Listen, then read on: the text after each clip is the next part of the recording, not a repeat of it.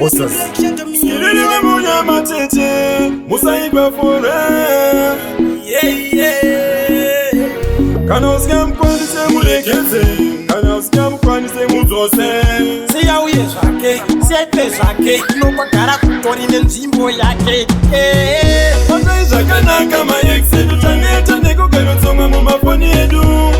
Kuzipra munda kusuwa Ende buya kenda kusuwa Uri kunyanya kuwa itira budget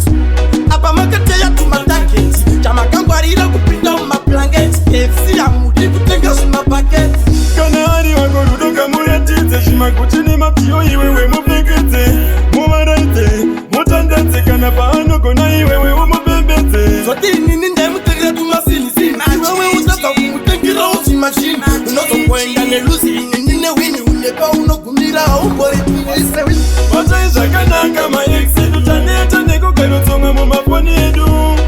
Kuzipra munda kusuwa Ende buya kenda kusuwa Uri kunyanya kuwa itira budget Apa makate ya tumataketi Chama kangwarira kupinda umaplanget FC ya mudi kutenga suma paket Vakomana vanava vachenya ya vanogoda kugara vachita misachaya Vanoda ukagara uchisishaya Vanodifunga Yeshua nokutsara Baby chairo harifambiswe netoka Kurikoweza vodka wariendesa kwa buka Ukangoita iyo yavanokubuka Notofona beke buya kana vakutoka Wataisha kana kama yeksi Tutaneta neko karotonga mumafoni edu Kuzipra munda kusuwa Ende buya kenda kusuwa Uri kunyanya kuwa itira budget Apa makate ya tumataketi Chama kangwarira kupinda umaplanget FC ya mudi kutenga suma paket Kana hari wako rudoka muyatize Shima kuchini mapio iwewe mupekete Mubaraite, mutandete Kana paano kona iwewe umubebete Zoti nini nde mutegre tumasini sini Iwewe utaka kumutengira uchi machine Unoto kwenga nelusi Nine wini unepa unogumira Umbori tuwese wini Wataisha kana kama yeksi Tutaneta neko karotonga mumafoni edu Kuzipra munda kusuwa Ende buya kenda kusuwa Uri kunyanya kuwa itira budget